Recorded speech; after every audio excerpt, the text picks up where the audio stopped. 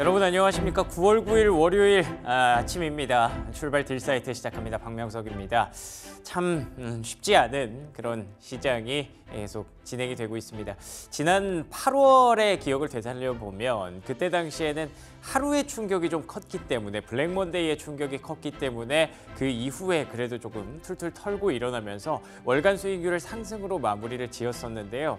이번 달은 9월 첫째 주 내내 힘들었고요. 지난 금요일에 뉴욕 증시까지 또 급락이 이어졌습니다. 역시나 우려했던 고용 보고서가 이런 분위기를 또 만들었는데요.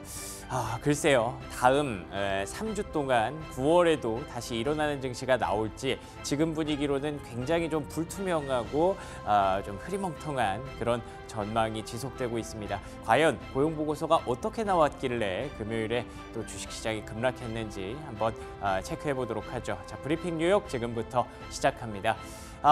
보시는 것처럼 모두 파란색 일색입니다. 다우지수와 나스닥 그리고 S&P 500 지수 일제히 약세를 보였고요. 나스닥은 2.55%, S&P 500은 1.7% 급락장이 또 만들어졌습니다. 엔비디아가 4% 하락하면서 $100 초반까지 밀려났는데요. 엔비디아의 잘못이라기보다는 굳이 따지자면 이 브로드컴이 문제가 됐죠. 브로드컴 사실 지난주 초반부터 이번 주에 브로드컴이 좀 실적이 잘 나오면 분위기를 좀 바꿔줄 수도 있지 않을까라는 기대를 제가 말씀을 드렸었는데 오히려 그 기대가 완전히 절망으로 바뀌었습니다. 10% 폭락이 나왔고요. 글쎄요. 뭐 그렇게까지 시장의 기대치를 못 맞췄나? 그건 잘 모르겠는데 지금 시장에서는 조금만 하회해도 계속 매물이 출회되고 많은 그런 심리가 우세하다고 봐야 될 것 같습니다. 테슬라도 8% 급락했어요. 이틀 동안 4%씩 올려놨던 거, 그래서 하반기에는 테슬라가 좀 희망이 되나 했던 거 다 무너뜨리고 말았습니다. 엔비디아와 테슬라, 브로드컴이 이렇게 급락한 장에서 서학개미 분들의 수익률이 좋을 수가 없었겠죠. 아쉽지만 9월 첫째 주는 정말 최악의 한 주가 만들어졌다고 볼 수 있겠습니다. 자, 그러면 체크 포인트들 하나씩 챙겨보도록 하겠습니다. 자, 먼저 8월 고용 보고서부터 한번 체크해 보도록 할게요. 예상했던 대로 낮굿이라는 표현을 제가 달았는데요. 좋지는 않았습니다. 보시는 것처럼 14만 건 고용이 나왔습니다. 예상치가 16만 5천 건이었기 때문에 일단 예상치를 하회한 건 사실입니다. 그런데 여기 보시면 실업률은 4.2%가 확인이 됐습니다. 4.3까지 올라갔다가 한 단계 좀 내려온 부분인데요. 애매하죠. 그렇기 때문에 그렇게 나빴다고 볼 수 있나? 저는 잘 모르겠습니다. 그래서 낮굿이라는 표현을 쓰기는 했지만 어쨌든 예상치보다 크게 하회한 건 사실이잖아요. 16만 5천 건보다 14만 2천 건이 많이 떨어지는 건 사실이니까 이 부분들이 작용을 하면서 시장에 하방 압력을 줬다고 보시면 될 것 같은데요. 다음 장 한번 넘겨주시면요. 이에 대해서 시장의 반응이 조금 더 예민했던 이유, 지난주에 제가 말씀드렸던 게 실현적 예언이 될 수 있다 혹시 기억하시나요? 그러니까 시장이 베이비 스텝 25bp의 인하보다 50bp 조금 더 큰 빅컷을 예상하고 얘기를 하게 되면 그거는 시장에 진짜 뭔가 큰일이 벌어지고 있나? 큰 문제가 있나라고 생각할 수 있게 된다는 그런 얘기였는데 실제로 연준의 2인자로 알려져 있는 월러 이사가 보시는 것처럼 time to lower rates, 그러니까 금리를 인하할 시간이다. 여기서 끝난 게 아니라 open to larger cut, 그러니까 빅컷도 충분히 열어놔야 된다라고 얘기한 게 결국 트리거가 됐다고 보여집니다. 사실 고용만 놓고 보면 뭐 그렇게까지 나쁜 건 아니네. 그런데 이 사람이 또 B컷까지 열어놔야 된다고 얘기를 하니까 야, 이거 진짜 고용에 뭔가 우리가 알 수 없는 문제가 생긴 건 아닐까라고 시장이 반응했다고 보시면 될 것 같고요. 이게 결국에는 9월 첫째 주 주간 수익률 최악으로 만들었던 그런 흐름이 트리거가 됐습니다. 자, 그러면 두 번째 체크 포인트 바로 넘어가 볼게요. 이에 대해서 시장을 좀 구원해줄 이 사람 등장해야죠. 옐런 재무장관인데요. 보시는 것처럼 이번에 그 고용 보고서 발표를 보고 사실 뭐가 나쁘다고 할 수 없다. 소프트 랜딩, 그러니까 경기 침체가 아니라 연착륙 신호다라고 얘기를 하면서 주말 사이에 그래도 조금 냉각됐던 시장에 온기를 좀 불어다 주려는 그런 모습이 나왔고요. 아시는 것처럼 옐런 장관이 이런 거 잘하거든요. 이렇게 시장 불안할 때 한 번씩 그 문제 아니다, 문제 아니다 이렇게 얘기를 해주는, 약간 이렇게 토닥토닥 해주는 그런 느낌이에요. 그래서 다음 장 넘겨주시면 시장의 금리 인하 전망치가 사실 고용보고서 발표됐을 때 직후에는 이게 완전히 역전됐었어요. 그러니까 아까 보셨던 월러 이사의 내용처럼 B컷 50bp 급격한 인하가 필요하다 쪽으로 50% 넘게 비중이 쏠렸었는데 아까 말씀드린 대로 이 고용 숫자를 놓고 보면 그렇게 나쁜 건 아니었거든요. 그런데다가 옐런 장관도 저렇게 시장에 안도적인 그런 분위기를 좀 가져다 주니까 그래, 사실 B컷 할 정도는 아닌 것 같아, 경기 침체까지는 아닌 것 같아라고 하면서 다시 25bp 쪽이 우세한 방향으로 주말 사이에 이게 조금 전환이 있었는데, 사실 이게 조금 흔히 말해서 현타가 좀 오지 않나요? 이 다음 주 FOMC를 놓고 지금 한 달 내내 거의 이 얘기를 하는 것 같은데 아마 이번 주에도 계속 이 얘기를 하게 될 거고요. 그나마 다음 주에 저희는 추석 연휴가 있으니까 그걸 좀 쉬어가겠죠. 근데 이 25bp 할 거냐 50bp 할 거냐를 놓고 이게 3주 동안 이렇게 하고 있는 게 좀 그렇잖아요. 다음 장 넘겨주시면 그래서 미국도 딱히 할 게 없나 봅니다. 보시는 것처럼 게임스탑, 잘 아시는 그 밈 스탁이죠. 밈 주식이 갑자기 급등을 했습니다. 이렇게 변동성을 겪으면서 움직였고요. 우리나라도 최근에 거래가 정말 메말라서 아무도 거래를 하지 않는 것처럼 보이는데 미국도 마찬가지로 저 금리 인하라는 어떤 큰 변곡점을 앞에 두고 딱히 거래할 게 없어 보입니다. 그래서 이런 변동성 높은 주식만 지금 거래되고 있는 게 미국의 현실, 그리고 국내의 현실, 지금 현재 글로벌 주식시장의 현실이다라고 말씀을 드릴 수 있겠네요.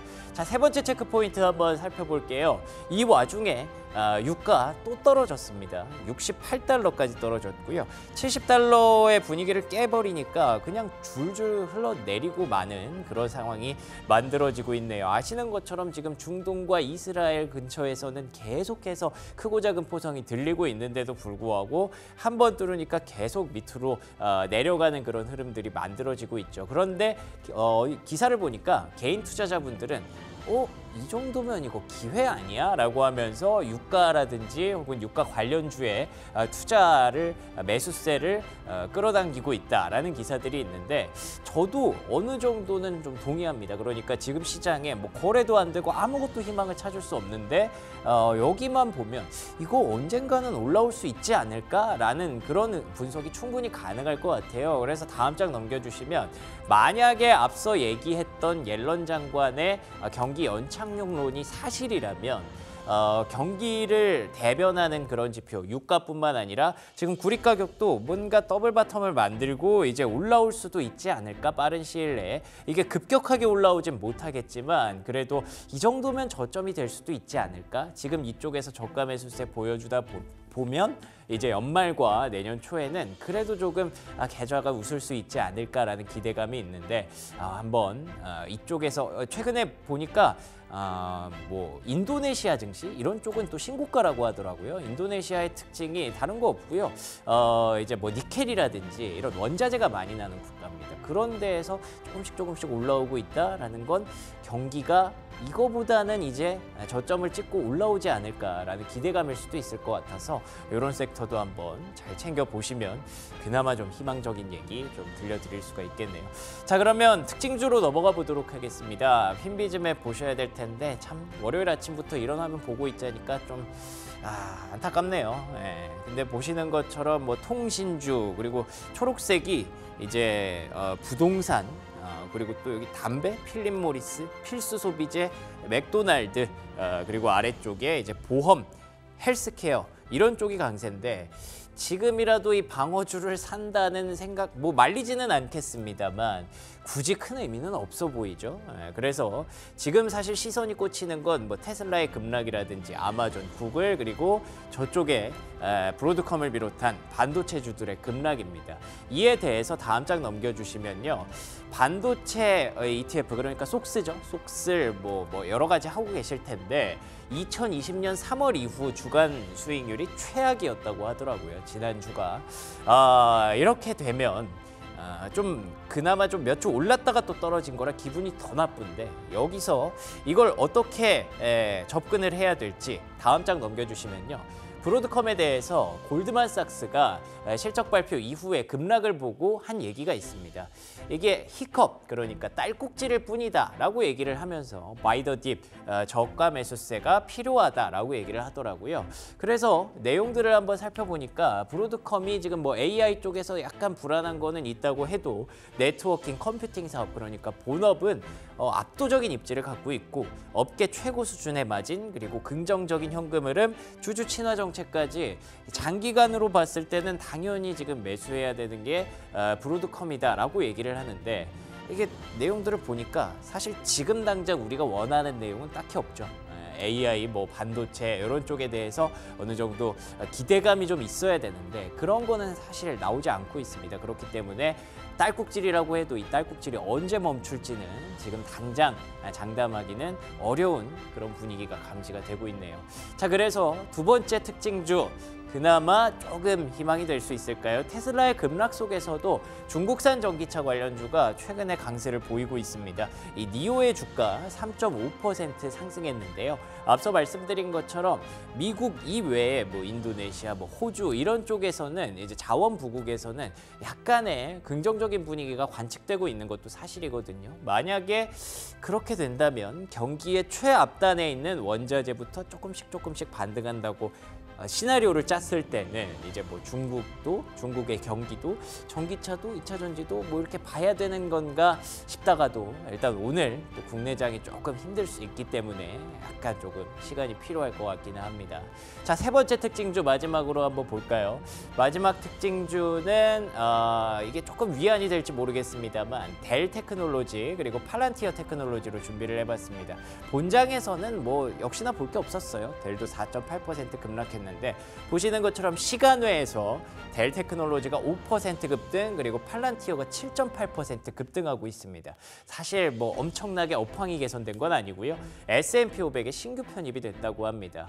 이 소식이 뭐 여러분에게 위안이 될지는 모르겠습니다만 그래도 공교롭게 AI를 공유하고 있는 그런 두 종목이 S&P 500에 포함됐다는 점에서 AI, 뭐 반도체, 엔비디아가 좀 꺾이더라도 여전히 희망과 기대감은 상존하고 있다라고 어떻게 좀 정리를 해볼 수가 있겠네요. 자, 여기까지 브리핑 뉴욕이었고요. 저는 잠시 후에 프리미엄 미국 주식으로 돌아옵니다.